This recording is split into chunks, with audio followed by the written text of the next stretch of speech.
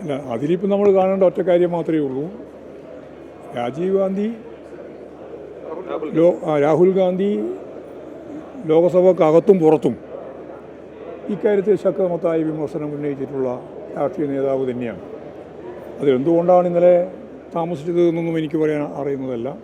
പക്ഷേ അതുകൊണ്ട് മാത്രം രാഹുൽ ഗാന്ധിയുടെയും കോൺഗ്രസിൻ്റെയും ഇക്കാര്യത്തിലുള്ള നിലപാടിനെ സംബന്ധിച്ചിടത്തോളം നമുക്ക് എന്തെങ്കിലും രീതിയിൽ വിമർശനാത്മകമായിട്ട് ഉന്നയിക്കാൻ കഴിയുന്നില്ല. കാരണം അവരെല്ലാം കൂടിച്ചേർന്ന് നടത്തിയിട്ടുള്ള ഒരു പ്രതിരോധം തന്നെയാണ് 12 മണിക്കൂർ ചർച്ചയിലേക്ക് ലോകസഭയിൽ എത്തിയത് എന്നുള്ളത് സത്യം.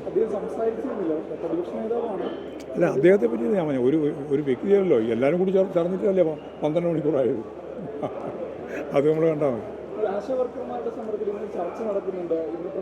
ഏത് സമയത്തും ചർച്ച നടത്താനും അതുപോലെ തന്നെ സമരം പരിഹരിക്കാനാണല്ലോ ഗവൺമെൻറ് ഉദ്ദേശിക്കുന്നത്. അതിൽ വേറെ എന്തെങ്കിലും തരത്തിലുള്ള ഒളിച്ചുകളി നടത്തേണ്ട യാതൊരു കാര്യമില്ല. അവരെ ബോധ്യപ്പെടുത്താൻ ശ്രമിക്കുക. കേന്ദ്ര ഗവൺമെൻറ്റിൻ്റെ നിലപാടിനനുസരിച്ച് കേരള ഗവൺമെൻറ് ശരിയായ നിലപാട് സ്വീകരിച്ച് മുന്നോട്ടേക്ക് പോകുന്നു. മുമ്പേ പറഞ്ഞിട്ടുള്ളതാണ്, മുഖ്യമന്ത്രി തന്നെ പറഞ്ഞു പറ്റിയിട്ടുള്ളതാണ്.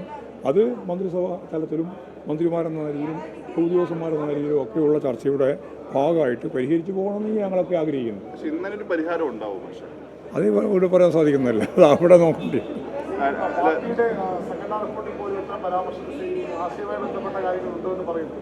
ഇതിൽ അല്ല, അത് ഏതെങ്കിലും ഒരു പ്രവർത്തനത്തിൻ്റെ ഭാഗമായിട്ട് കേരളത്തിൽ നടന്നുകൊണ്ടിരിക്കുന്ന സമരത്തിൻ്റെ ഭാഗമായിട്ടൊന്നുമല്ല.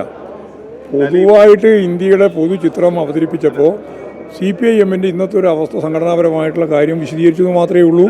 അത് ഉദ്ഘാടന പ്രസംഗത്തിൻ്റെ ഭാഗമായിട്ടും അല്ലാതെയും ഒക്കെ ചൂണ്ടിക്കാണിച്ചിട്ടുണ്ട്. നയപരമായ മറ്റു കാര്യങ്ങൾ സംബന്ധിച്ചല്ല.